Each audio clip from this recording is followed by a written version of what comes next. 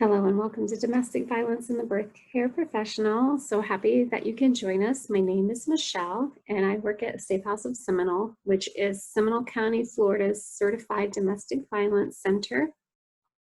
I'm so happy that you are here with us and learning about domestic violence.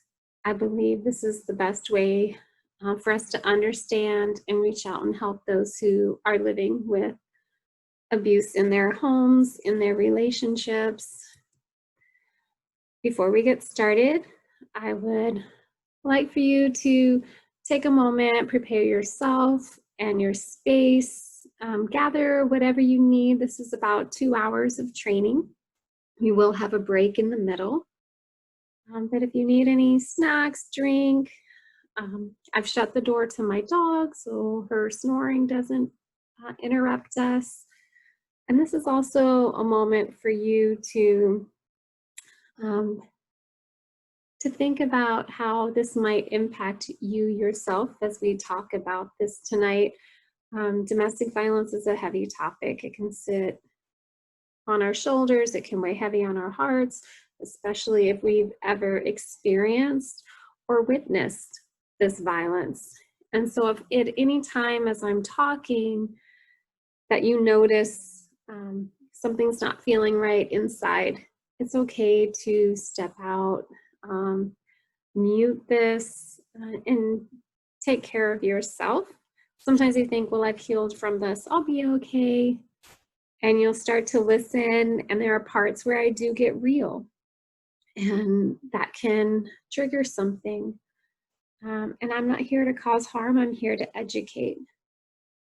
So please do be mindful of yourself and take care of yourself. This first part of the training is going to be about the dynamics of domestic violence, what it looks like, what it feels like for someone living with it. The second half is more on your role and giving you that power and knowing how to help someone and giving you those tools. So if you do need to take a break for this first part because it is hurting you, then that's perfectly okay to, again, to step away and then join us back for the second part of this training to give you some power. And if at any time you need to talk to someone about what you're experiencing, at the end we do have phone numbers. You can always call a domestic violence center wherever you're located and to talk about it, to process through some of your feelings and thoughts. So I do invite you to, again, be mindful of yourself, reach out and get help if you need that help. We are always here for you. You are not alone. Okay, so a lot of people don't understand, like, how often does intimate partner violence happen? Is it really real? Do we just exaggerate things? And so I like to bring in numbers just for this. I'm not much of a statistics person. I am more of a story, but I do think it's important to think about this. Every 9 seconds, what's reported is every 9 seconds here in America, a woman is assaulted or beaten by someone who says, I love you. And if we think about that, that's what's reported, that is really happening. Every day here in the US, more than 3 women are murdered by their husbands or boyfriends, girlfriends. And so it says more than because it's at least 3, sometimes more women, sometimes there are children involved, other family members, co-workers, bystanders. So it's happening a lot. And the greatest risk of non-fatal intimate partner violence is to those females who are 20 to 24 years of age. So this is, a lot of our college age young women, a lot of women who are just starting out in their lives, who are just learning about love and relationships and moving forward, but they're at a great risk. And if we're talking about worldwide, 35% of women worldwide have experienced physical or sexual intimate partner violence. And when you see these numbers, this is that physical aspect. And we're going to get into the fact that it's more than just physical, so much more than just physical violence.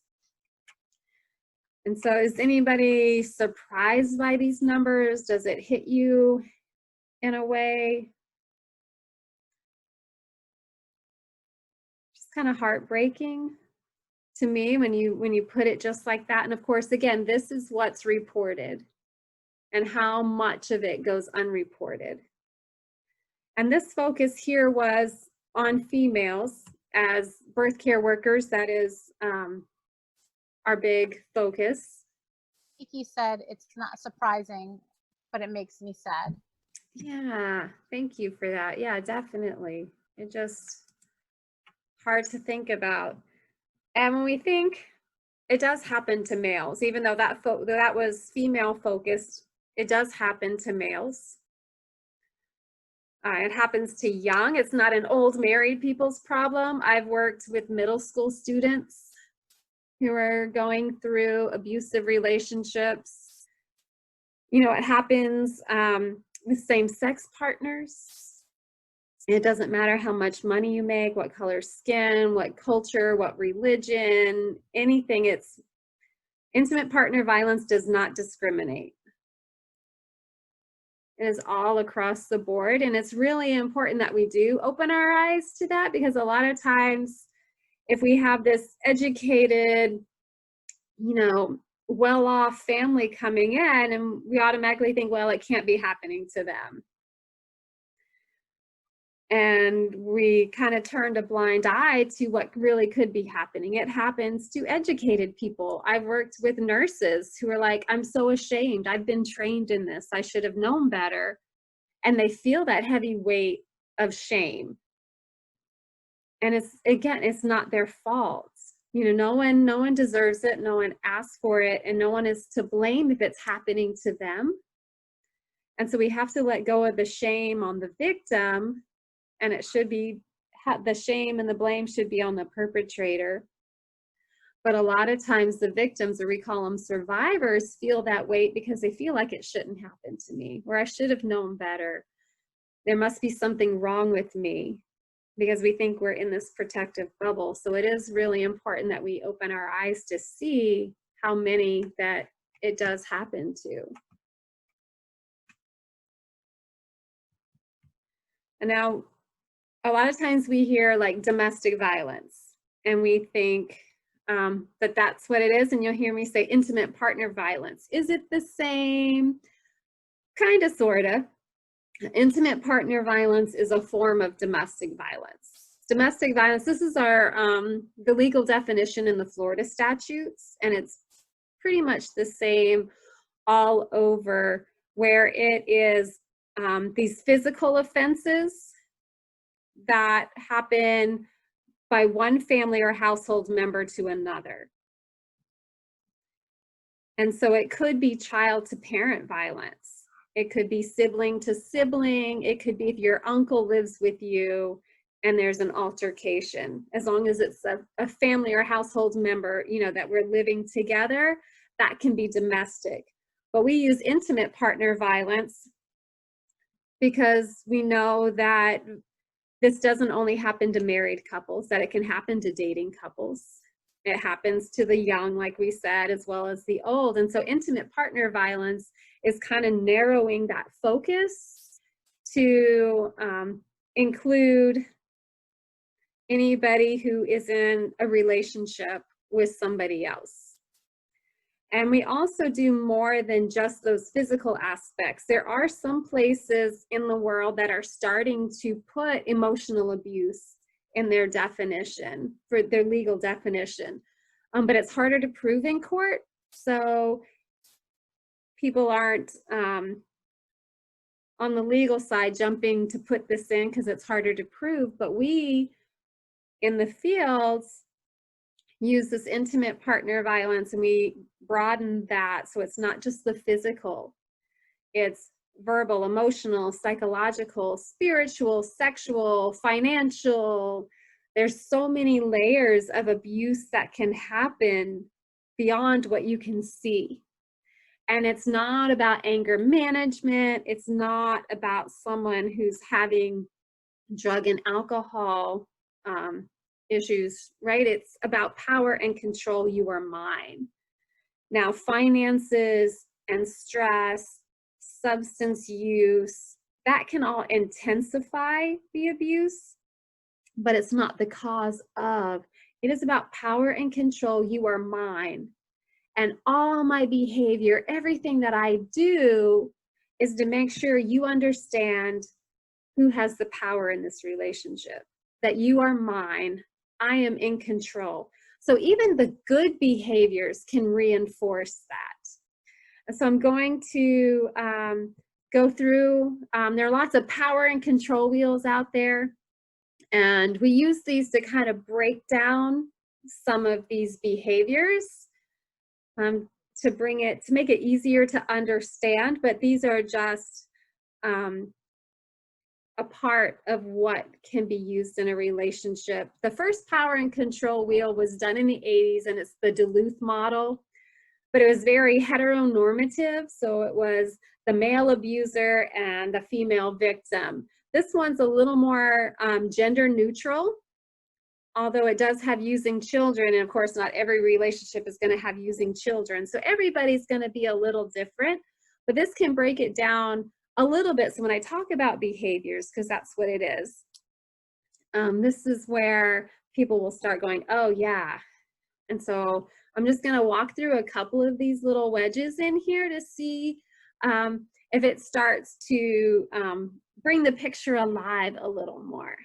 And so we'll start off with a tactic that is used, and sometimes in society, these can sound like love. We romanticize a lot of behavior that's not love, and it kind of drives me crazy. I don't like romance movies, rom-coms. I get like so mad. I'm like yelling at the screen, or I'm throwing up. I just really have this whole gag reflex to them because it often romanticizes behavior that in real life would not be healthy. That in real life, it would make you terrified, but somehow we see it on the screen and it's perfect. Using isolation. We see people, oh, I'll spend all my time with you. You're my world, you're my everything. I don't need anyone else but you. You know, I'll move through time and space. I'll sacrifice everything just to be with you because I don't need anything or anyone else but you. That's not romantic. It's not. You still need to be you. Don't lose sight of who you are. Don't give up family. Don't give up friends for this person. You shouldn't have to, because those people are important. You are still important. You know, a lot of times we combine celebrity names, like, oh, it's so cute, now they're one. And if you ever see one of the celebrities out without the other, we automatically go, oh, there must be trouble in paradise because they're not with their partner. Like, no, you can go out and do things without your partner. Like, it's okay.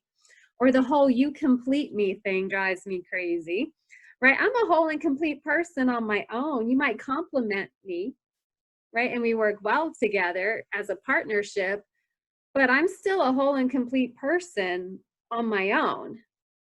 And so with this isolation, it is like, oh, why are you going out with your friends tonight? I thought we would spend more time together. You're really going to go out with them? It's like you care more about them than you do me, right? And kind of guilt you every time you go out to spend time away, to give you that guilt trip, like you don't care enough about me. I'm not enough for you. And then I can drive a wedge between you and your family. You know, every time we go over to your mom's house, she gives me a dirty look. She doesn't really want you to grow up. She's trying to keep you her little child.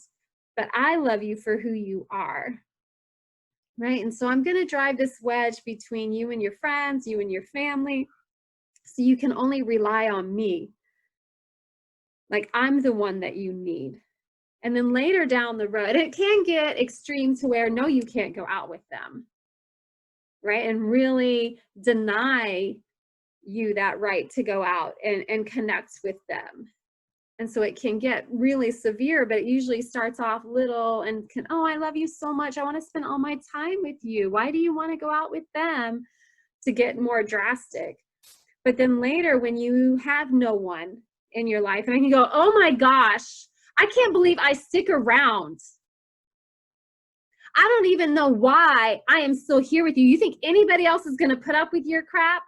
You think you can walk out that door and find somebody else? Nobody else is going to put up with you. Nobody else loves you. You are lucky I have stuck around. And you look around and you don't have anybody else. And you think, well, maybe there is something wrong with me. Maybe I am unlovable. And you think it's because of you. But the reality is it's because of me, because I've pulled you away.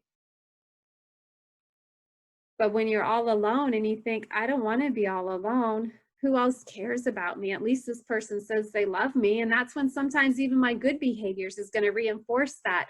When I treat you like the royalty that you are, give you whatever you want, I'm going to take care of you. And so those times where I am pretty nasty and scary, but baby, you know I love you, and who else is going to put up with you, and I'm going to take care of you.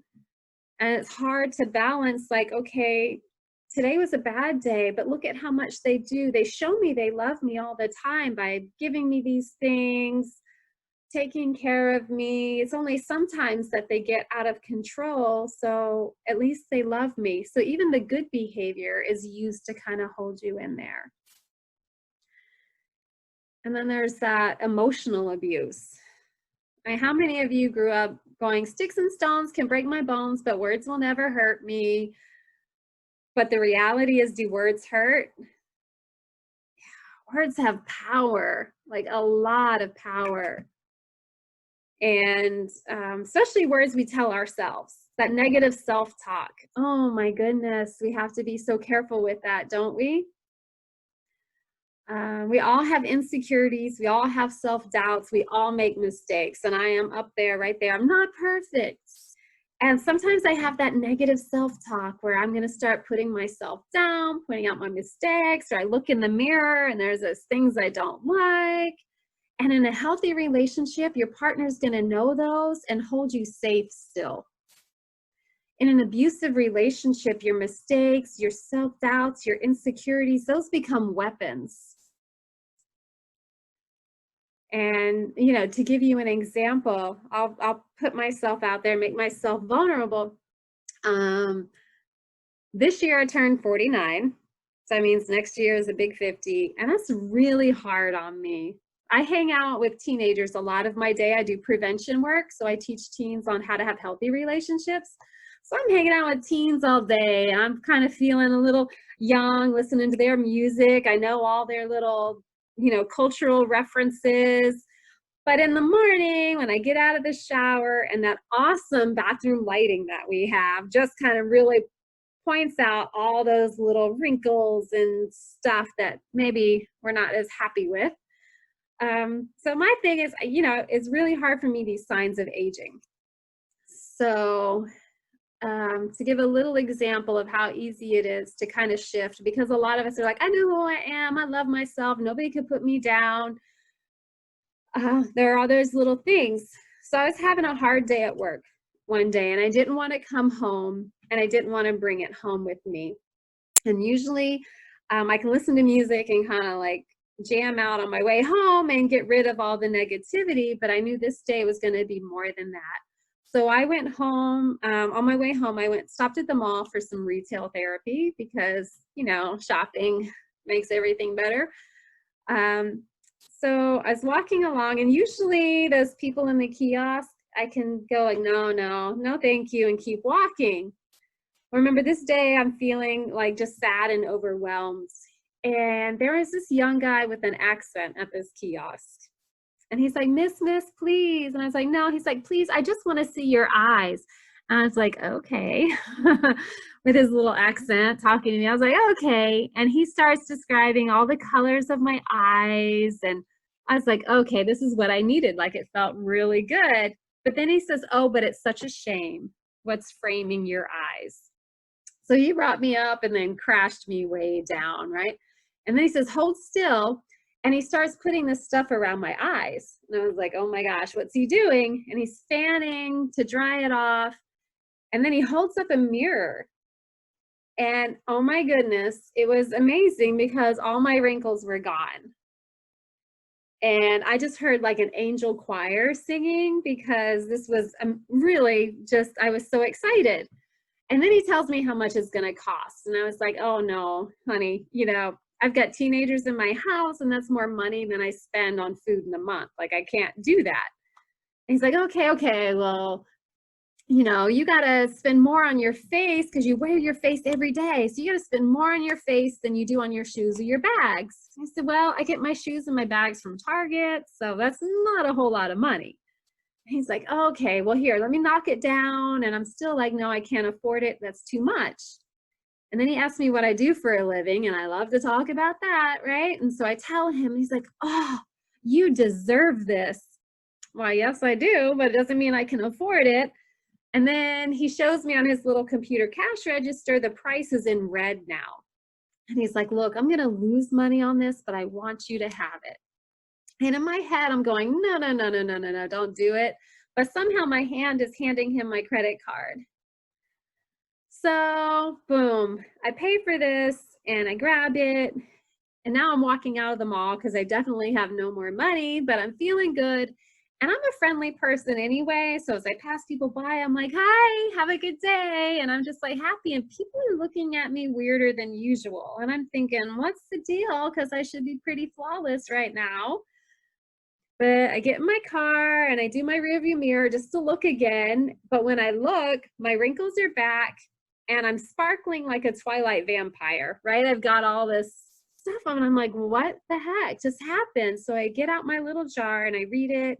It's sea salt based. And basically you put it on, you let it dry, but then you're supposed to wash it off. And like every other wrinkle cream out there, if you use it for 30 to 60 days, you'll start to see a difference. And I'm like, oh my gosh. And then of course on the receipt, it's no refunds or exchanges. So I've just spent way too much money on a jar, like all the other jars I have on my bathroom shelf. Like I was just played, right? And so now I'm driving home, work is forgotten, but now I'm kind of down on myself. You are so stupid. He saw you from a mile away. He saw your wrinkles.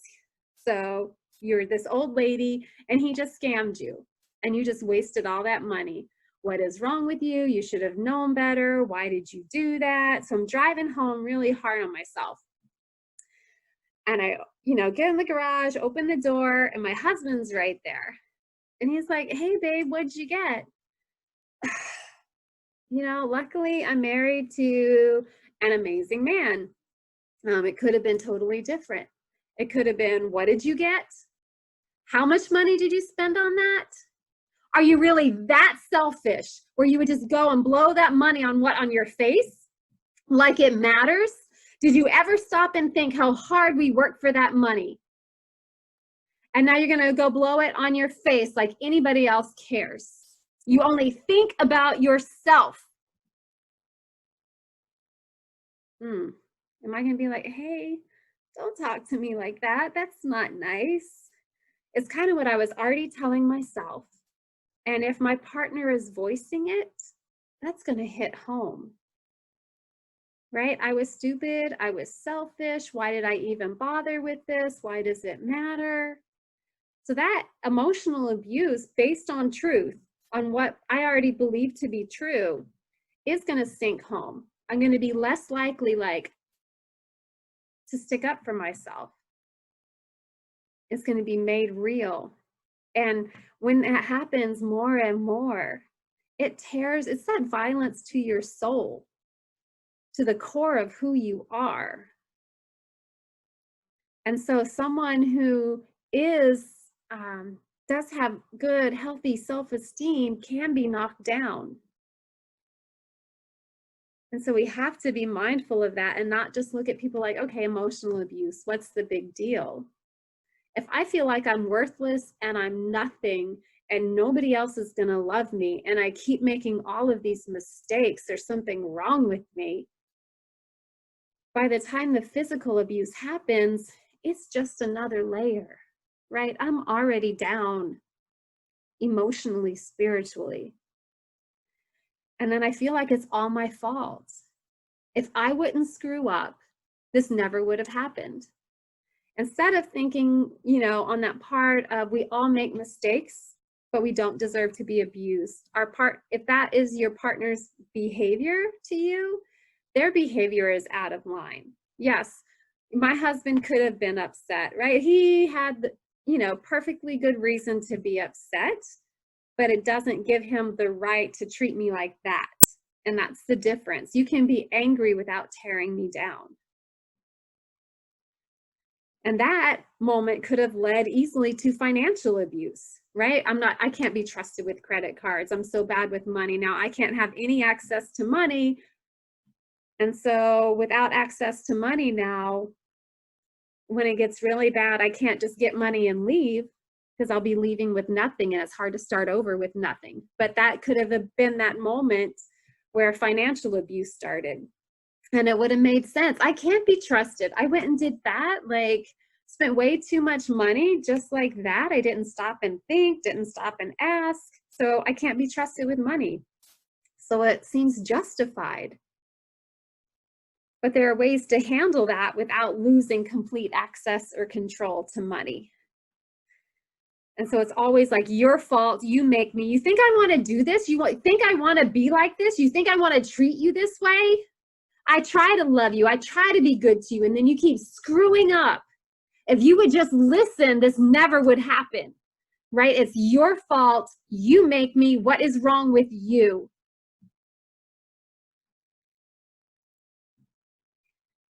And that is heavy because they take on that blame and that shame because it is something I did wrong. I shouldn't have done that. I knew better. But it could even be, we had a survivor who wasn't allowed to cook spaghetti because spaghetti was a lazy man's meal. He worked hard. He deserved a real meal when he got home. Her kids loved spaghetti. So every now and then they would ask, Mom, can we please have spaghetti? And she got to the point where she knew she was going to get beat one way or the other. There was going to be some way that she messed up. So on those days where she just knew it was going to come, she would make spaghetti and she would get beat. And he would say, it's your fault. But was she asking for it? Was that a fair boundary that he was saying, never make spaghetti? Well, the kids like spaghetti. And so she's going to get beat because she made it and he told her not to. And so to think about that, where she felt like, well, I knew it was going to happen. And he was telling her it's her fault.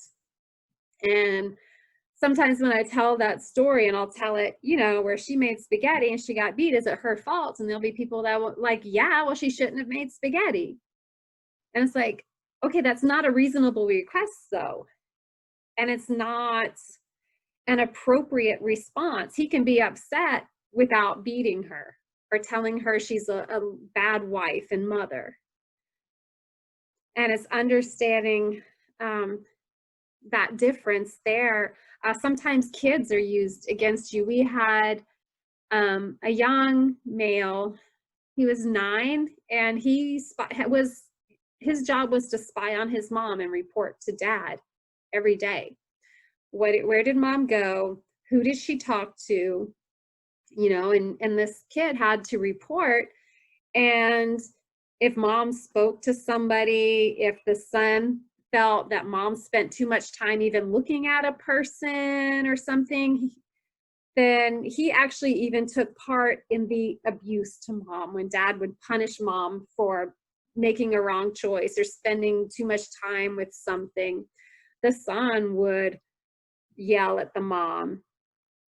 And, that's when your own child is telling you you're a horrible person and that you deserve it. That's heavy. That's heavy.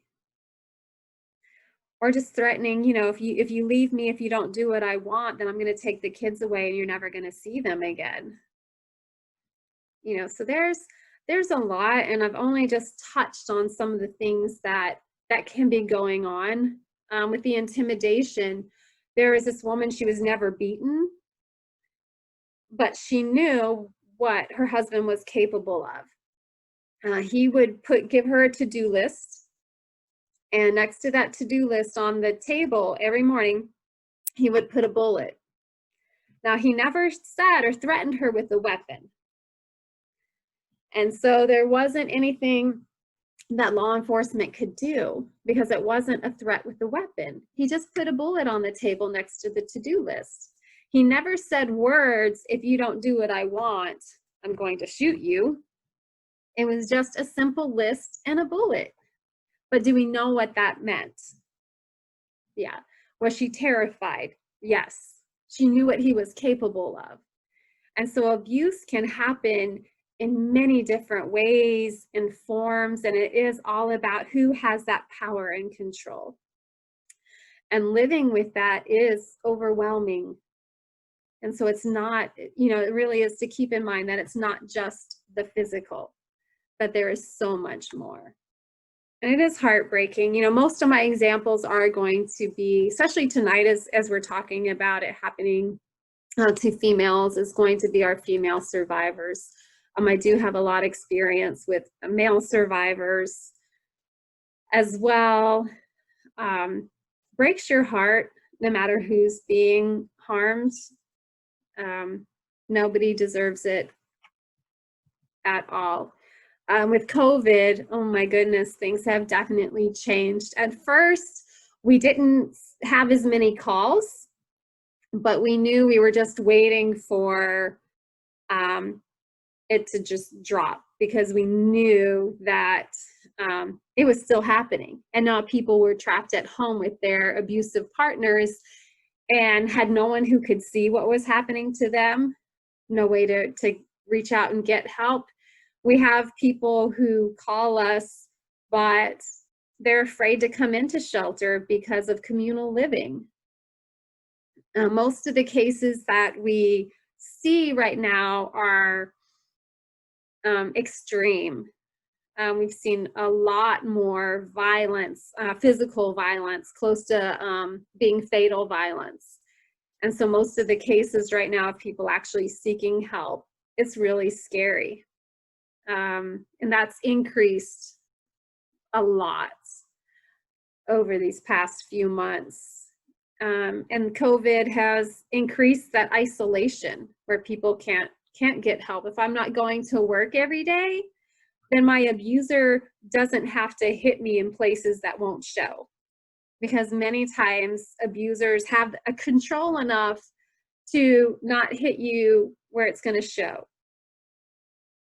It's a lot of slapping in the ears, pulling the hair, banging the head, bruises on your torso. And now abusers don't have to be as careful because people aren't going to work every day. And children are isolated as well because they can do virtual school and not have to be on camera. And so that's really increased some scary stuff happening, definitely. Does anybody have any questions or thoughts about that?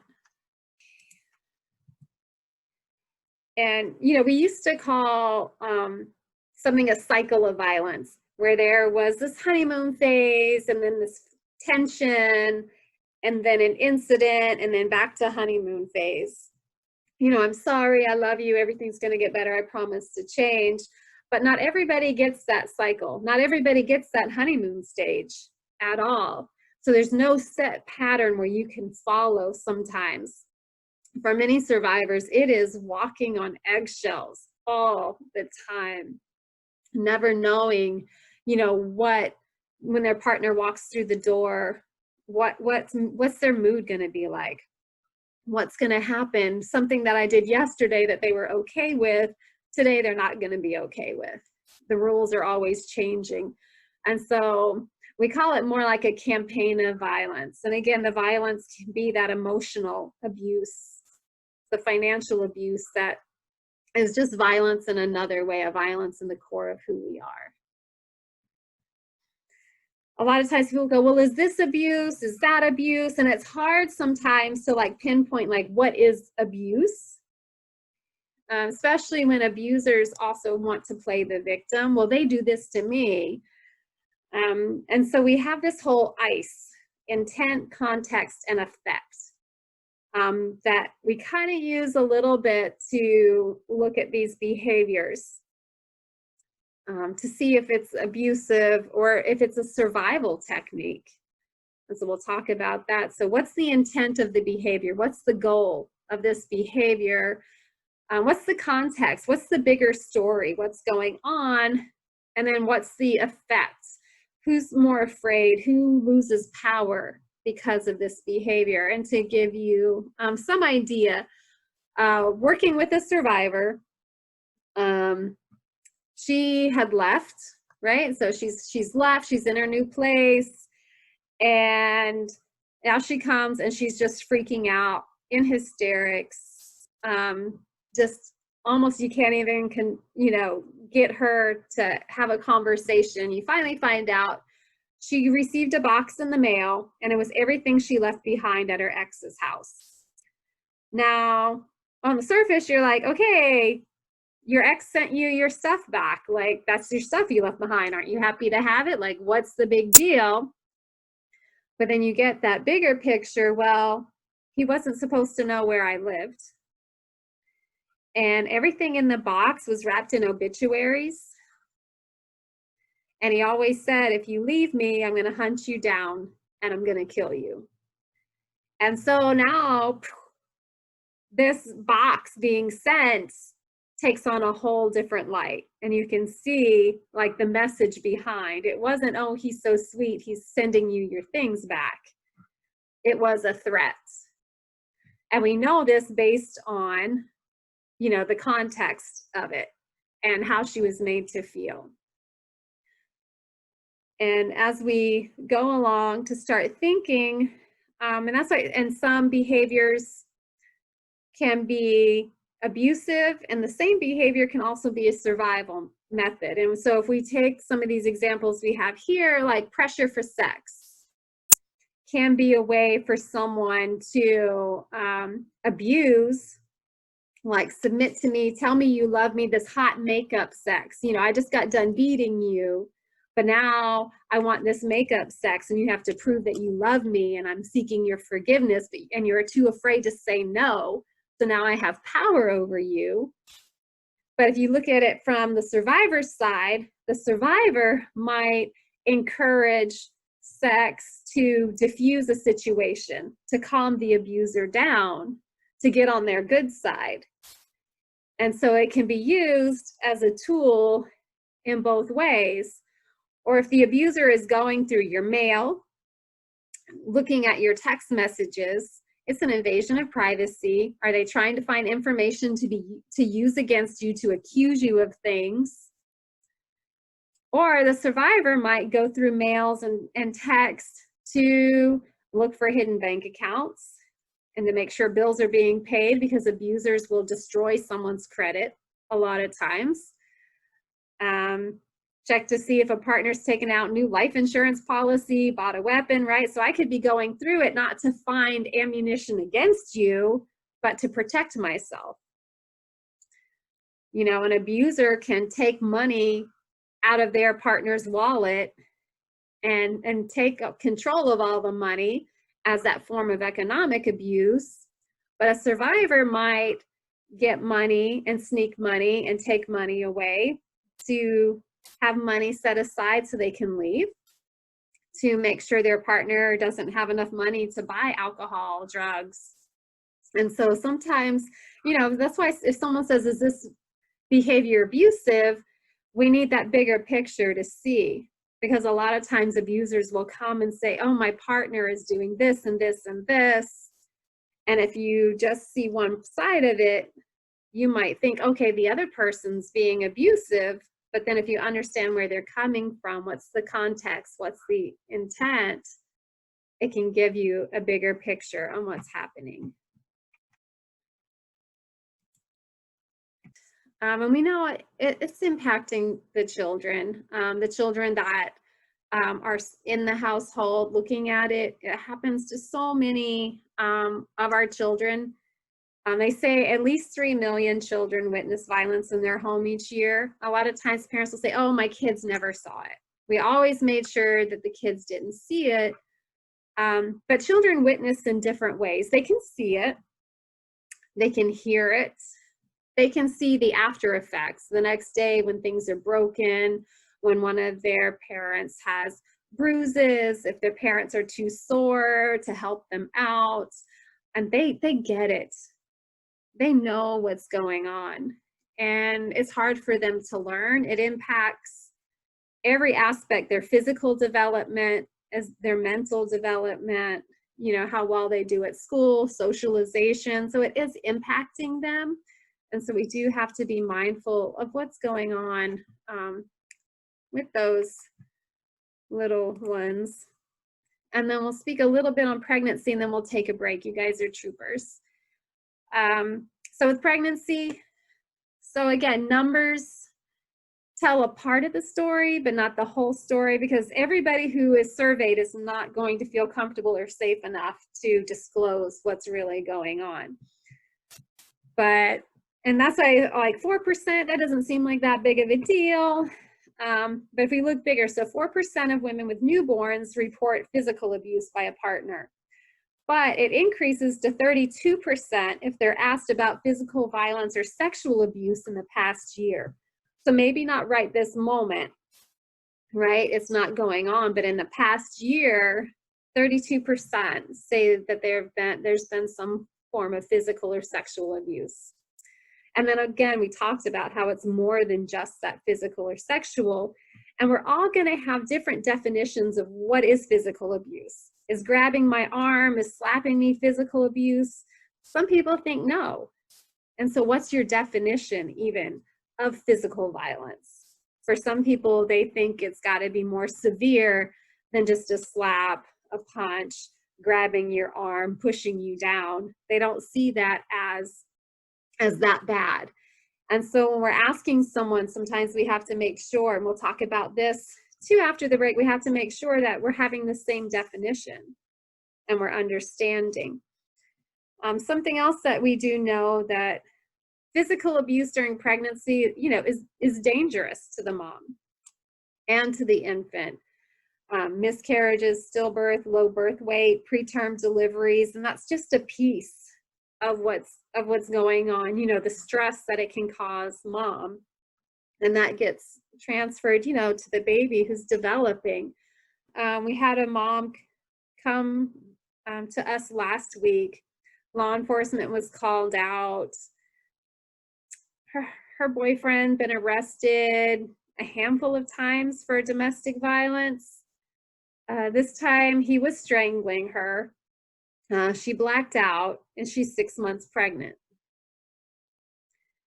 And so to think about what that does, you know, yeah, it's scary. It is really scary. And you think how precious these moms and babies are. And we also know there's a lot of reproductive coercion. There's that forcible pregnancy when they sabotage birth control or don't let the partner use birth control. And that is a way to keep the mom kind of trapped in the relationship. We had a mom, she had 6 kids, all under the age of 12. And it started off when she was in high school. And so she didn't graduate. And she kept thinking, okay, you know, once this baby is a year old or whatever, then I will go back to school. I want to get my GED. I'll have time to study or whatever. And so every time that she was like, okay, I'm going to start studying now, I'm going to take my GED to move forward, she would get pregnant. You know, and it was this cycle where he had her trapped, even though she felt like she was taking care of the birth control, but she was sabotaged. Or they have that there's that pressure to terminate. And we've had some women come in where their partner has kicked them in the belly to try to get them to lose the pregnancy, because if she's pregnant, she's getting a lot of attention and she's going to think it's all about her. Or, you know, she's going to take my child and leave me. Well, I'll show her and forced termination, which is so hard. Can you think of like any other reasons why intimate partner violence might increase during pregnancy? Like why would there be like a spike in physical violence when a woman is pregnant? I think just stress and loss of control. Okay, yes. Regular people feel that. Yeah. You have something taking over your body and taking over the relationship and the home and your future. Yes, definitely. Very much so. That stress, yeah, you're going to care more about this baby, or someone said financial stress. It can be overwhelming. And so sometimes that will intensify the abuse. Someone said pregnant person can no longer work, right? So if she's not leaving the house, then it's easier to control, easier to hurt her. But then there's also maybe that financial stress added on because she's not working and everything. So yes, definitely to think about, that this is changing their world, and we know, it's huge.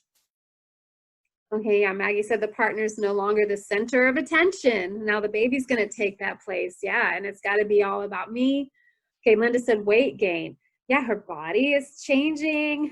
My husband always thought I was like the sexiest pregnant, right? So again, like very blessed to have him in my life. But for some, like they just see them, as not attractive anymore.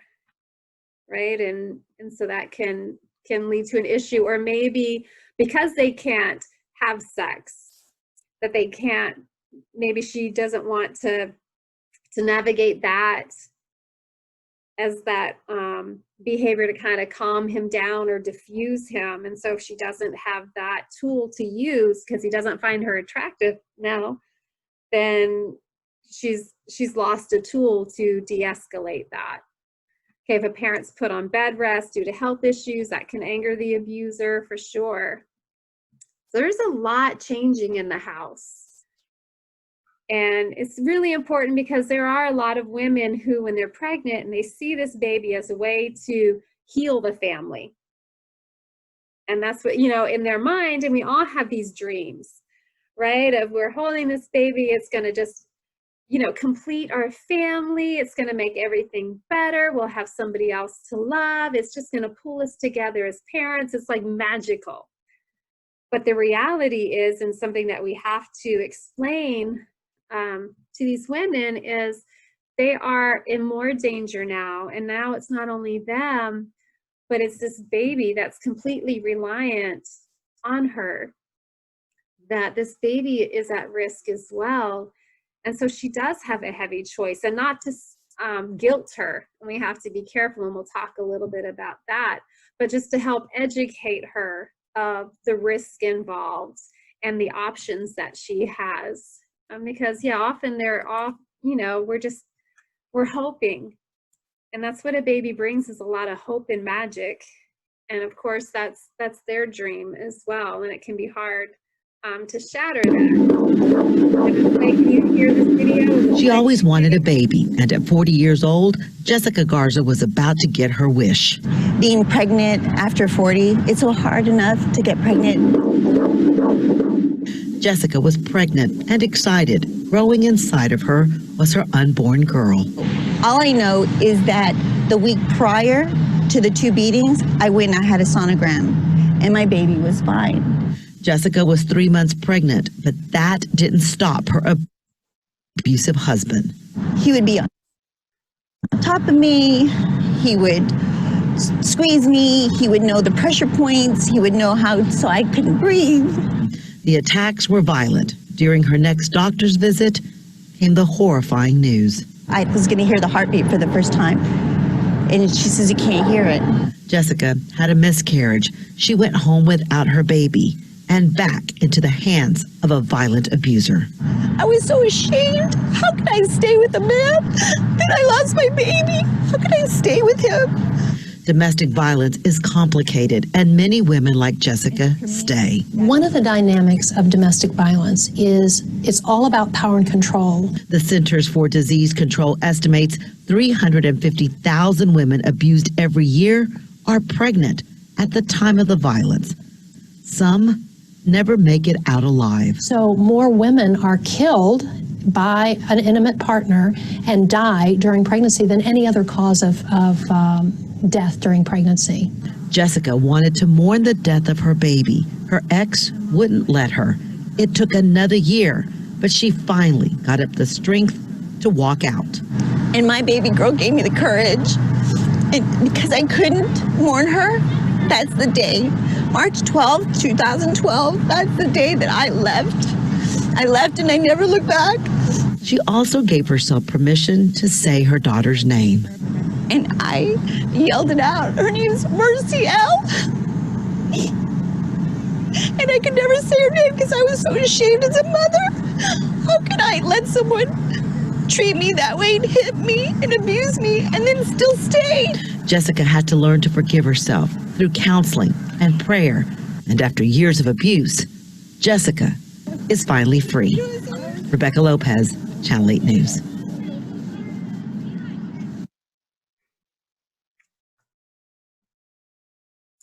I think it's best, when we hear it from those who are able and comfortable sharing their stories, that I'm show that to make it more real, to understand what they are living with, what they are going through.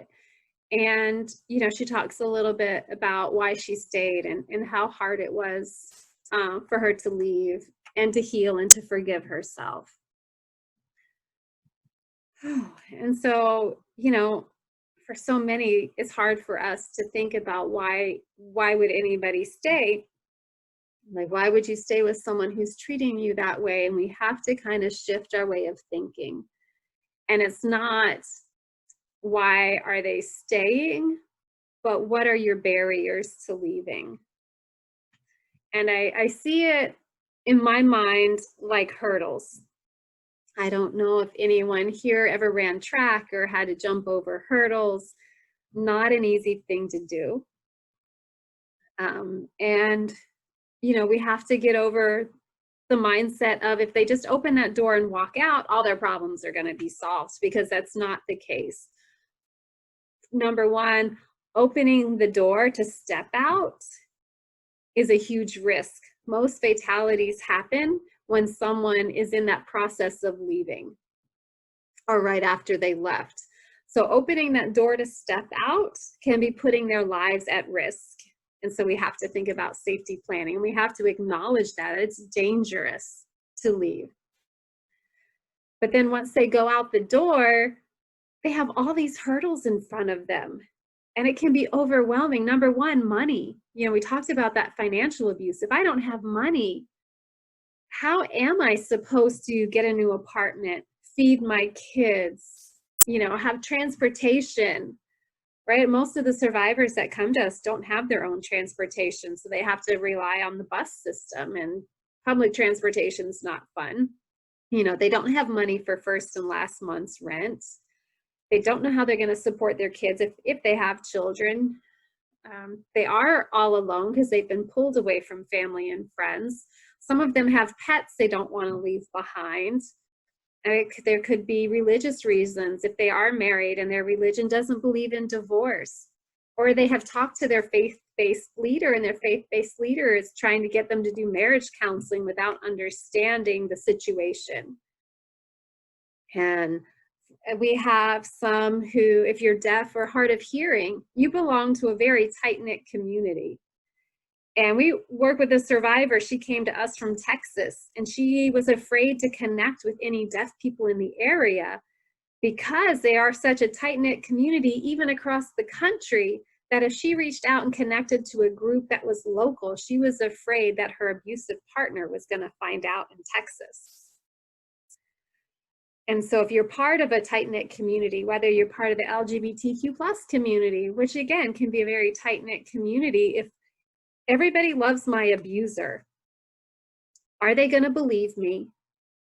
And am I gonna lose my whole community, my whole group, my whole world if I leave this relationship and I'm all alone? You know, there's a whole nother aspect there. And so we have to understand their hurdles. So if they do open that door, what are the hurdles before them? Number one is the fear, the money, the kids, community. What are they losing? What are their struggles going to be when they walk out the door? If we don't acknowledge that, and we're just saying, oh, just leave, you know, you don't get it, and you're never going to be able to help them. You're kind of judging them and blaming them and shaming them for staying. When we have to figure out, you know, what are their hurdles? What are their barriers? And how can we best help them? Because once we know those, then we'll be able to help them with where they're at.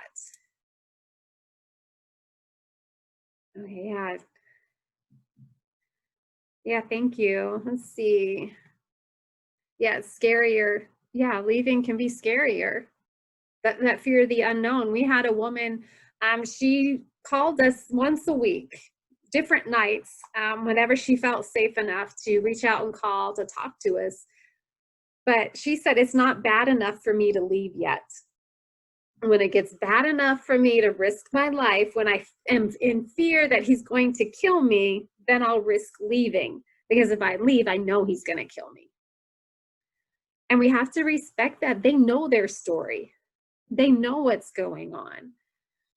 And we have, yeah, true in the deaf community. Yeah, everybody knows everyone everywhere, for sure. And so we have to just think about that a little bit as we're helping them, because if we don't understand their journey and what they're going to need, then we're not really doing them any favors. And we're not seeing what that process is. And I'm going to talk about, we're going to break now, but I'm going to talk about later, like at Safe House and other domestic violence centers, I'm always like, we're coaches and cheerleaders, because all of these hurdles, we got to coach them on how to do it and cheer them on. We can't take away hurdles. No one can take away hurdles, but it's empowering the survivors and giving them the tools and the ability to leap over those hurdles. And they're going to fall and they could go right back. And to know, like, that's okay. The average person will leave and go back 7 to 9 times before they leave for good, because it is that journey over those hurdles. They might trip over that first hurdle and go back, and their abuser's like, I'm sorry, I promise it's going to be better. Give me another chance. And they have that hope, and they do love that person. They love the good in that person, because that person is not just this horrible monster. They have that good side, and they love the good in that person. And so if they trip, they're going to go back, and that's okay. And just always be there, ready to help them on their journey when they're ready to take that next step.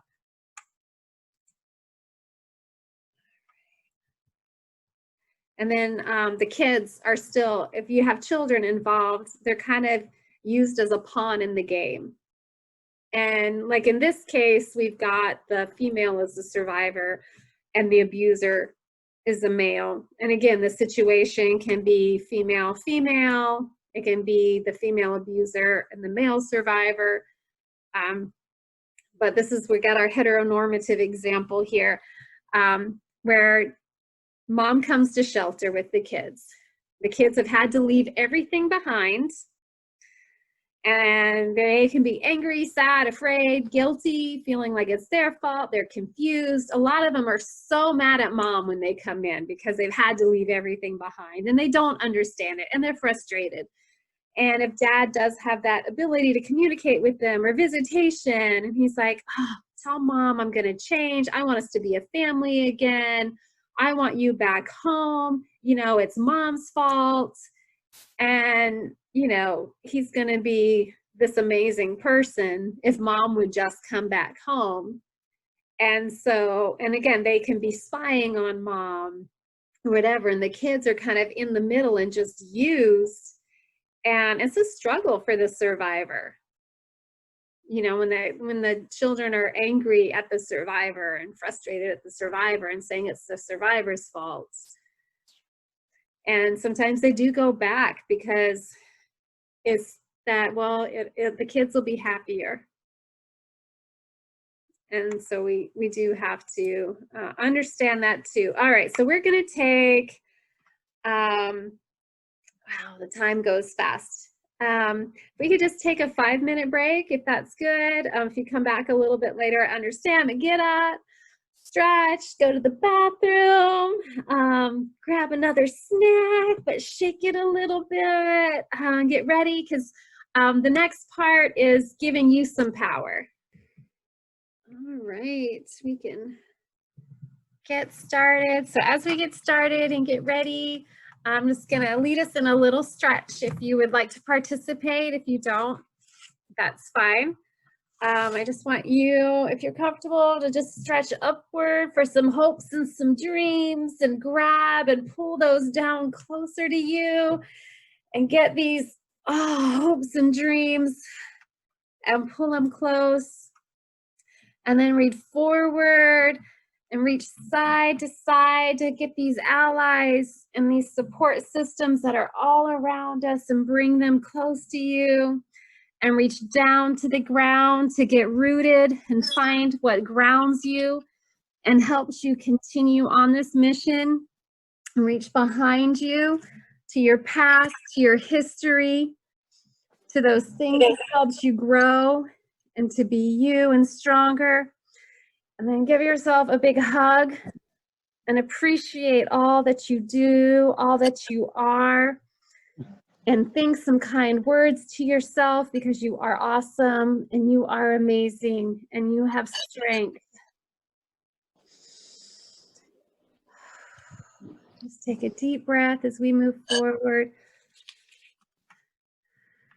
Now we can get ready. It's really important. I really want you to feel some power and some strength. And it's so important for you to know that you do have strength, you do have power, that we don't just have to sit on the sidelines. And hopefully while we talk, I can give you some tools to help you move forward, because I think the hardest thing is when we see a situation and we don't know what to do or what to say or how to help someone. So hopefully we can get you those tools, or at least a way to connect. It's really important that we do ask questions. I'm not sure what kind of assessments each of you do as you speak. I know some of the basic ones that we usually say, are you being hurt at home? Are you afraid? But those are so narrow, and it's so easy for a lot of people to think too that it's just a checklist, because a lot of times it is a checklist that we do. But we want to make sure it is kind of more of a conversation. And if you do want to get deeper, number one, to make sure you're speaking to that mother alone. Of course, when we ask these questions, and it's asking about specific behaviors if you feel like you need to dig a little deeper. And it's not just that one-time initial, it's anytime you feel like something's not right, it's okay to ask questions. And it is about behaviors. You know, are you ever forced to have sex when you're not feeling well, or to do sexual things you don't want to, or you're not comfortable with? Or has your partner ever tampered with your birth control methods? Or it could be more general, like what happens when you and your partner disagree? Does your partner ever prevent you from leaving the house? You know, does your partner prevent you from getting a job or going back to school? Has your partner ever destroyed something that you care about? You know, your photos, your phone, you know, has your partner ever gotten mad and thrown your phone across the room? Does your partner watch you all the time, call you frequently to check up on you, accuse you of cheating? So these are behaviors that they may not necessarily think are abusive, but we can kind of start to understand what their relationship looks like. And then have a little education piece where if they do say yes to any of these or seem uncomfortable, then you can have a little conversation about what this means, or that, you know, that it's not their fault and that this behavior could be crossing a line. And so it's an opportunity to educate and have a conversation with them about these specific behaviors. And sometimes it's not a yes or no question sometimes. It's so where it more, ask it in more open-ended way, to where it's harder to have excuses. And sometimes if they're like, well, yes, but, let them talk and let them share the whole bigger picture. And that gives you even more opportunities to educate, like, wow, yeah, well, I guess you did say something that made him upset, but that doesn't give him the right. Or, yeah, I can see how she might be angry about that situation, but it didn't give her the right to. And so you can talk a little bit about that when we ask these different questions. And, with warning signs, of course, they can mean a lot of different things. And so sometimes it's putting all the pieces of the puzzle together. Anxiety, okay, it could be anxiety because pregnancy can just make you anxious, right? And so it's understanding their anxiety. Okay, well, I've been anxious lately. I haven't been able to sleep. Okay, well, what are some of the things that are, what kind of anxious thoughts are you having? Or are there any situations where you feel more anxious than others? Is there anyone around you that kind of makes you feel more anxious? And so understanding maybe this anxiety, or, definitely it's hard to sleep, it can be hard to be uncomfortable, but is your insomnia because of something else? And so talking a little bit more about, what is going on is important. But yeah, definitely injuries, right? And even look at the older injuries, scars. There'll be some scars that maybe, like burn marks and things like that you can kind of, don't be afraid to talk about. A lot of the sensitivity in the head area, like I was saying earlier, abusers will often harm someone where it's not going to be seen. So it can be headaches and migraines, hearing loss, because of either banging their head or pounding their ears. And so to keep track of that, definitely, bruising in the pelvic area, and different things, things that are more specific to that, the birthing field, to kind of pay attention to. But it can be really tricky sometimes to know.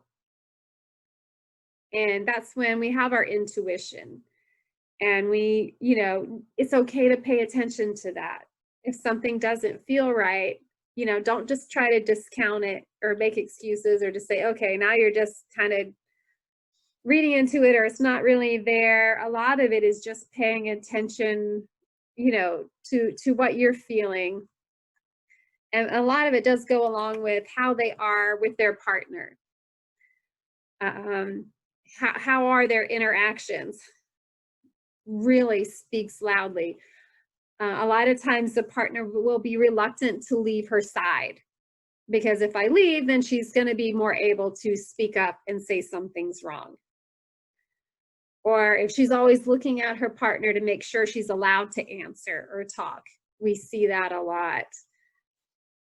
Flinching, when the partner speaks, if he gets to like a certain volume, or just, goes to move. And of course, she's a little nervous about when the partner moves around. We have had so many partners who answer everything, right? I'm the caretaker. I care so much for her. Let me answer all the questions. I'll explain everything, and act like they're just so into it and so involved and so caring that they don't let you actually speak to her. And so it's really important to pay attention, because sometimes, if she's afraid to speak out, and she's never alone with you, and he acts like, or she, you know, the partner acts like they are the most involved and the most caring and they're so into it, she might feel like, are you going to believe me? Because you think my partner's so awesome and amazing. Are you going to even believe me if I speak out? You know, we have had women who've said, everybody loves my partner. Everybody thinks my partner's amazing, and they didn't believe me. And they thought something was wrong with me because to the outside world, my partner is amazing. Another thing to keep in mind, if the partner can't make it, sometimes they'll send a family member or a friend. And so we have to be aware, just because the partner's not there, and there's somebody else, don't feel like you can speak up and speak out. You know, this person might be a spy for that partner. And so we still want to make sure, if we are going to talk to her, that it is a space where she's alone and it can be a private conversation, because you don't know who this other person is, what they might report back to, or what this person, what their role is in life. So if you are concerned and the partner's always there, or there's always somebody with her, how are you supposed to talk to her alone? How can you get her alone? How can you talk to her alone? And how can you ask those questions, voice your concerns if she's never alone? Anybody have any thoughts?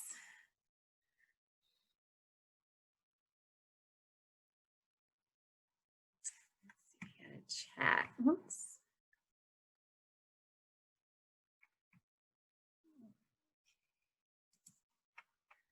Say maybe a bathroom break. Yes, it's definitely, that's, you know, one of the great things about pregnancy is there's always got to be a bathroom break, right? And it's okay if you're in a situation where you can ask for a urine sample. And it's great if you have a team, you know, if there's somebody else, but sometimes it's just you and it can be hard, but it's okay, let me walk back there with you, you know, let me get this cup with you and let me talk to you.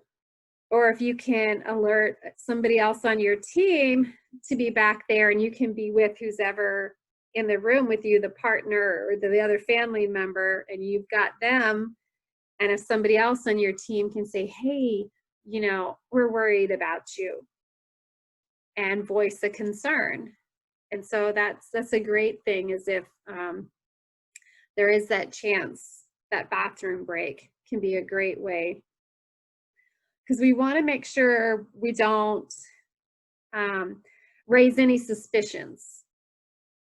Because if we're like, oh, I need to talk to her by herself, you need to leave now, that's going to be like, what's going on? And then she's going to have to answer a lot of questions. What did they say to you? What did you tell them? Right? And it can escalate something there. So we definitely want to be mindful to not raise any red flags to that partner, to where they might be suspicious of your role, and you don't want to be cut off from that mom to be's life. Okay, we're not going back there. They suspect something, they're suspicious, they're trying to get some information, they're trying to turn you against me, we're not going back there anymore. You know, and that's a dangerous thing. So definitely that bathroom break is probably the easiest and most common way to be able to have a side conversation, if possible. And so it's thinking about it ahead of time and saying, okay, do I need to have some information in the bathroom? Is there, you know, and think about, how am I going to do this ahead of time, so you're not in that moment going, oh my gosh, you know, I don't know what to do. I want to talk to them alone. Another thing, you know, don't just hand them information, because of course we want to give them all this information to help them. But if their partner finds that information, that could put them at risk. Who were you talking to? How did they know about this? You think you could leave? And so paperwork is not always the best thing for them, but having a conversation definitely is super important. Oh, you have flyers in the bathroom. Awesome. And that's great. You know, education, like I said, a lot of people don't know there's help out there, and just letting them know there's help out there. You know, be supportive. You know, we want to educate them for sure, but not make them feel shame or blame, or that there's something wrong with them if they're staying. We don't want to judge them for wherever they are on their journey. And we don't want to cut off that line of communication. And so, you know, educating them on, you know, what is abuse sometimes and what they deserve. Because if they grew up and this is just the way that it was, or this is love, they say they love me, you know, we don't want to call them, you know, oh, that's stupid, that's not really love. You know, that can be damaging to them. But just understanding healthy and unhealthy behaviors and where things sometimes cross the line is important. Also put a DV resource and a regular resource list, right? So it doesn't raise suspicion. If you're only handing out domestic violence information and not a whole lot of other information, then yeah, that puts them at risk. So it's just a combination of a lot of resources. Not everybody is going to be ready to open up and talk about it, right? You might start this conversation and they're going to be like, no, that's not happening. Leave me alone. We have to respect it and not force it. It doesn't mean you're not making an impact, and you're never, ever, ever wasting your breath. The first time she could be afraid, right? Oh my gosh, if you bringing this up represents a change, and I'm scared and I don't know. I don't know what's going to happen, and I'm not ready for this yet. But saying it again, like, I'm worried about you. I'm worried about what I see. I want you to know it's not your fault and there's help out there. It's going to take more than 1 or 2 times for it to start to sink in. And just educating a little bit, that's, you know, okay, that's not your fault. You know, your partner's behavior crossed a line there, and I'm worried about you, and I want you to know there is help out there. I'm worried about your baby, you know, and you can say, you know, you can't say, okay, this is exactly what's going to happen to you, because we don't know. But you can say, in my experience, women who do experience abuse during pregnancy, it impacts the baby. You know, it puts you at risk, and I just wanted you to know. Right? And so, and I want you to know there's help out there if you're ready. And again, it's leaving it up to them. And if their abuser is saying you're worthless, you're nothing, nobody else is going to love you, you can't do it on your own. If you leave me, I'm going to take this baby from you. If you leave me, I'm going to kill you. You going in there saying there's help out there. Okay? It's hard to believe you. It's hard to trust that. It's hard to really think that you can. But if you say it a few more times, they can start to open up to that idea and realize it and recognize it and believe you. So don't get frustrated, or don't feel like you didn't do a good enough job. It's just about letting her know and getting her comfortable with the idea that it's not her fault, that her baby's at risk, she's at risk, and there's help out there. She can start to get more comfortable and more ready and make that change. So if she does acknowledge the abuse, again, if she acknowledges, it doesn't mean automatically, okay, she's leaving now, we got this. It could just be, okay, this is what's going on. I'm not ready to leave yet. Okay, that's okay. Okay, let's make a plan. We still safety plan with people who are staying in their abusive relationships, because it's giving them tools to survive where they're at on their journey. And so it's just supporting, you know, acknowledging the danger, but say, wow, you know, I'm so glad you told me about this. You are so strong for sharing this with me. That's incredible. That was very brave of you to open up. Thank you. And then let's talk about what are your options. You know, are you interested in going to a domestic violence center? Do you just want to call and talk to them, talk to someone who can understand? You know, it's up to you. Do you want to get law enforcement involved? You know, telling them, letting them know they have options. Their abuser has such complete control over their lives. For them to have options is amazing, right? Here are your options. What do you want? They may need time to think, and that's okay because they're not used to being able to decide anything. So just letting them know, you can go to shelter. We can make that call right now. Would you like to make that change? Do you just want to talk to them? You know, it's up to you. And letting them know. But also we say, you know, teach her signs of escalating physical danger. Okay, does he have weapons in the house? Does your partner have weapons? You know, are they making any threats to kill or harm you? Okay, that makes me, you know, really afraid. And if that, you know, does happen, know that you can call 911, that it is against the law, and that you are worth being safe. And it's not about you're getting them in trouble. It's their choices that will get them in trouble. Because so many are like, well, I don't want to ruin their life. What about your life? And it's not you ruining their life, it's their choices that is ruining their life, right? And so to kind of help them understand that. There are orders of protection. In Florida, we call them injunctions. And we have attorneys that can help them get an injunction to be safe. In Seminole County, it's great because we have GPS that's live monitored. Let's see. Let me.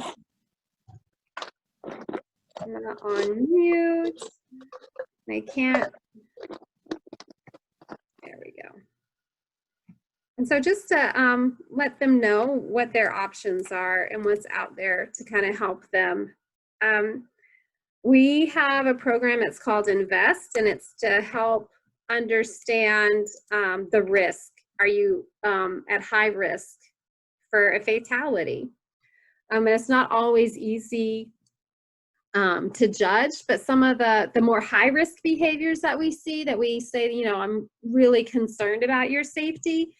If they have threatened to kill you or threaten suicide, I can't live without you. If there's a history of that, if the abuser does not have a job, they have more of an opportunity to be there and be aware and stalk and watch, and it's harder to get away, and then it can be more stressful. If they have weapons, that's definitely a predictor. If there is substance use and abuse, we have to be careful, because those again are some warning signs that it can escalate quickly. And so if those kind of pop up, you know, we just really emphasize our concern for their safety.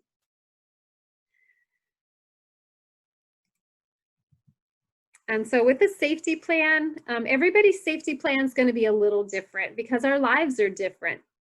And they are like, it's a verb, and it's always changing, always moving.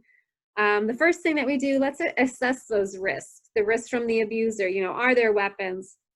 Have they threatened suicide? Are they unemployed? And also risk from your life, you know, is there financial abuse? And so you're not able to leave. The legal system, do you have children together? Are there open child abuse reports? Things like that can intensify things. And now let's talk about your resources. Who do you have in your life? We have domestic violence centers. Do you have any friends and family? Do you have any spiritual support? Is there any financial support? And then some responses, thinking, okay, how am I going to go from place to place? And we often talk about code words, and it's something that you can do as well. Establishing a code word with her, or she can have a code word with anybody close to her. And it's basically, if you feel you're staying in the relationship or even after you've left, and you're with your abuser and you feel in danger, is it okay, you know, to stop? A lot of times you can't get away. You don't feel safe. There's no way for you to safely get away. But can you say, look, I need to text Cindy. I'm supposed to call her, and if I don't call her, she's going to get worried. Let me just text her really quick. We were going to go out for ice cream, or you know, we were going to have ice cream later. I just need to text her, and then we can finish. Let me just do that. Really, you know, ask if you can do that. And that ice cream is the code word for call 911. I'm scared and I'm in danger. And so that can be a part of safety plan if she's staying, or even after she's left and that abuser comes in contact with her. Look, I just need to tell Cindy and say I can't meet her for ice cream. And, you know, and that's that code word, like, I'm in danger, without the abuser knowing that she's calling for help. And so, you know, that can be part of a safety plan. It can be, you know, if you go to the store and your abuser's there, you know, what are you going to do? And we talk about different responses, different ways to stay safe. And so, you know, safety plans are important. A list of resources. Okay, awesome. Thanks. All right, and we have to make sure we're not taking this weight on. We can't save anyone. We can't. But we can empower them to save themselves. And it happens slowly, but it's about giving them options. Do they feel safe when they're with you? And that's huge. When they're home, life is usually chaos and they're walking on eggshells. If they can come when they're with you in your presence, whether it's in their home or in your office, wherever you meet, that they feel a sense of peace, that's huge. Can you educate them? Are you able to give them those moments of education? Just letting them know there's help out there. That's basically it. I care about you. I'm worried about these behaviors that I see. It's not your fault, and there's help out there. And if there is, you know, if you get in that moment when there is conflict between the two while you're in the room, if you can, you know, de-escalate with a distraction, you know, I have a new idea for your birth plan. Can we talk about your birth plan, you know, right now, and try to distract them and have, you know, change the conversation right there is important. And never, you know, never put yourself in danger. But, you know, you do what you can, but just letting them know she's got choices. She has options and what's out there. This is some phone numbers right here. The Seminole County, that's us, Safe Houses Hotline. The state of Florida, most states have their own hotline, but there's also a national hotline. Anybody can call. So that means you can call. Hey, I'm concerned about someone. I don't know what I need to do, what I need to say, what resources are out there for them. Anybody can call and get an idea about anything. You know, I'm worried. I want more information. And we also on those hotlines do crisis counseling right there. You know, let me talk to you. And again, calling does not commit you to leaving. And that's something that we really stress to people in the community. Calling doesn't mean we're going to force you to leave. Calling is just having someone to talk to. And that is okay. We will talk to you and we will safety plan and we will help you even if you stay, because we understand for some people that's the safest thing for them. But if you want to come into shelter, we can talk to you and we screen for that. Shelter services are usually for those in imminent danger. Even though we recognize, you know, all the forms of intimate partner violence, shelter is reserved for those in imminent danger because unfortunately shelter space can be limited. But we do outreach services for many people. And also that hotline is that support talk, education, referrals to other. We sometimes have homeless people calling, and so we'll give them different resources that they need. I mean, it's more than just a shelter, and that's what I want to talk about as well. And the great thing, when you come and utilize a domestic violence center's services, you're more likely to not go back as many times. And when you do go back, you have a greater power and knowledge of moving forward. And so there's a greater reduction in severe reassault. And there's a reason for that. You can see ours, we're a big, beautiful 2-story house. We try to be home. You know, every domestic violence center is going to be different, but we do love our home. But it is more than just a shelter. A big part of our program is economic justice. And what that is understanding all those barriers, right? Those hurdles. And so number one is like, okay, what are your hurdles and how can we help you? With our economic justice, it is, okay, do you need to go back to school and get a GED or go back to college? Do you need help with job placement?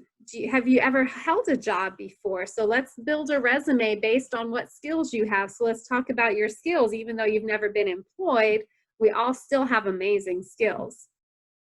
So we'll help them build a resume, job search. We have a connection to a lot of employment. And so that financial piece, it's also helping them with debt and credit, because so many people have had their credit destroyed by their abuser. And it's hard to find an apartment and move forward when your credit's destroyed. And like I said, we have injunction for protection attorneys. So that's that restraining order.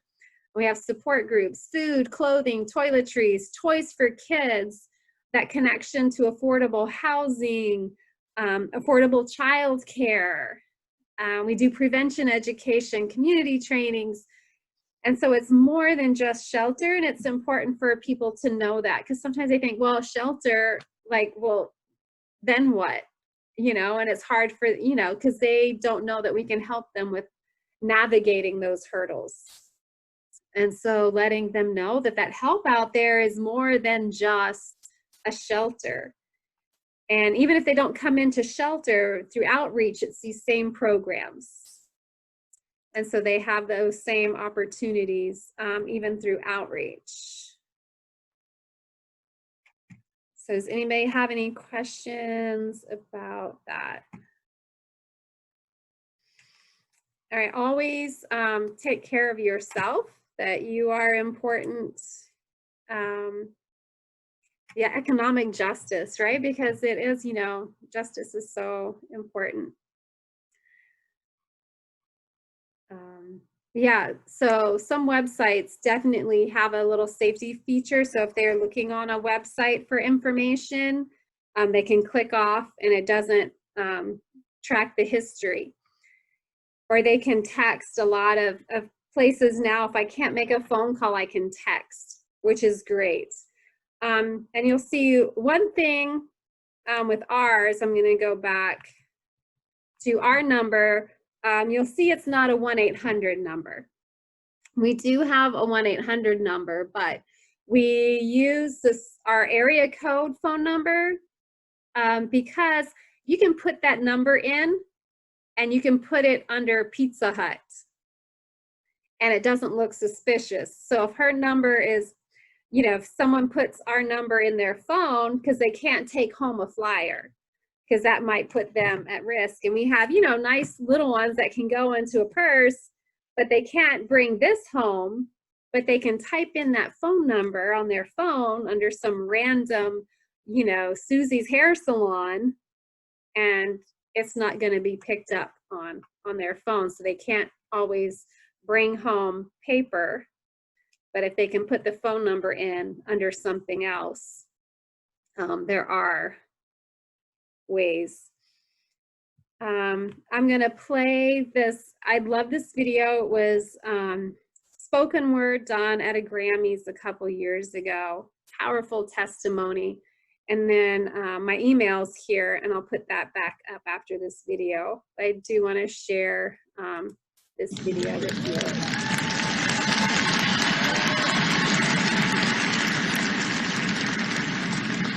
After a year of passionate romance with a handsome, charismatic man, I was stunned when he began to abuse me.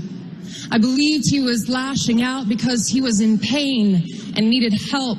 I believed my compassion could restore him and our relationship. My empathy was used against me. I was terrified of him and ashamed I was in this position. What bound me to him was my desire to heal him. My compassion was incomplete because it did not include me. When he threatened to kill me, I knew I had to escape. I revealed the truth to my mom, and she encouraged me to seek help at a local domestic violence shelter. This conversation saved my life. Authentic love does not devalue another human being.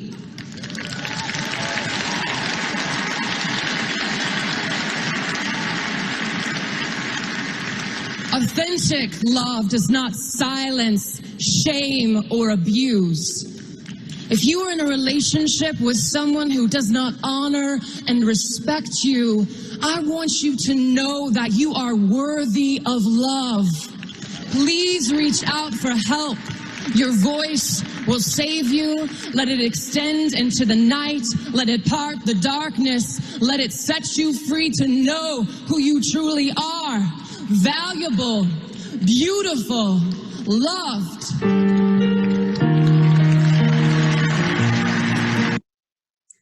And I think that's the strongest message that we could share with anyone who is going through any struggle, but definitely through intimate partner violence, is that it's not your fault and you deserve to be honored and respected. You have value and there is help out there and you deserve that help. And that sometimes speaks more than anything else that you can say or do, is to let them know they do have value and that there is help out there, that they're not alone. Because for so many, they do feel so alone. And I appreciate you taking this time. If anybody has any questions, if I didn't answer something or clarify, please speak up and ask. That's, again, what I'm here for. And sometimes, you know, I feel like I might have answered a question, but maybe I didn't. And so I don't want you to leave this training feeling still some uncertainty or some question that wasn't answered, or you need something more. Please. I have a question, Michelle. What can we do if, say, you know, us being doulas that were in the hospital and someone will come in and start, you know, they go over the list of questions? Because I've had it happen quite a few times with some families, and they're like, are you in an abusive relationship? Are you being abused? And they have a room full of people. How can we kind of like deflect it so that the person is not being put at risk? Right, because when you ask that in front of everyone, that spotlight, and what are you going to say, that, you know, makes it very hard for them. And yeah, when you have the hospital professionals doing that and you're just going, oh my gosh, it could be taking that nurse aside or that assessment aside, you know, who is doing that, and just, you know, sometimes it's just letting them know, because sometimes they're not aware. It can be hard to kind of diffuse it or deflect it in that moment, because sometimes that might make it a bigger deal. If you do something in front of everybody and say, wow, I can't believe you're asking that in front of all these people, you know, if this is really happening, you know, because we don't want to maybe, but to take that person aside later and say, you know, I'm not sure if you're aware, you know, but that could have put her at risk, you know, and having a little teaching moment, not like I'm so much better than you that I know, but hey, I had this domestic violence training and they had us be mindful about how important it is to ask some of those questions privately, because it could put her at risk, you know, and to see how, I don't know if, you know, how that might be taken, but it's that educational piece. It can be hard right in that moment to deflect. Do you have any thoughts about that? Since that is kind of your world, does anybody have any thoughts about that situation? Yeah, because that is hard. I think it is hard, and I think it also it puts the abuser, if the person is puts that abuser, almost gives them kind of like a little bit of an ammunition. Be like, what were you telling? What did you say? Like you were saying before, what did you say? And you know, what was said before, and so on and so forth. You know. Yeah, it So definitely. it makes it very dangerous for everyone involved. Mm-hmm. It can be. And so if it starts up that conversation in the room while you're there, to say, you know, that is something that they ask everybody, you know, and by law, they have to go through that checklist. I know it's a little awkward, you know, and so it's just saying, yeah, that, you know, those questions do make it a little awkward, but they ask everybody that question by law. And so then hopefully it would kind of bring it down, saying it wasn't her, that was just, you know, by law, they have to ask those questions. And so if, you know, you're in that room and the abuser is kind of getting kind of upset, that is something, you know, just by law, they have to ask those questions. Boy, that was really awkward, wasn't it? And then hopefully that would take that away. Does anybody have any other thoughts? Any questions? And again, that's my email, and you can definitely feel free to email me any questions, concerns. I am so open. Any suggestions, anything, I am here for you, and I'm here to learn as well. I always learn. Iolise is always teaching me new things and helping me learn and grow as an advocate. Definitely have to learn from each other. But thank you for joining us. And yeah, I'll be putting this recording together, and I'll send it to everyone if you want to share, and to those who couldn't make it. We'll be sharing. So if you found value in it, then please do share. And if there's anything that I can do to improve, any more information that you would want, please let me know, and we'll make sure that I change it up and help everyone. So have a wonderful and blessed evening. I really appreciate you all.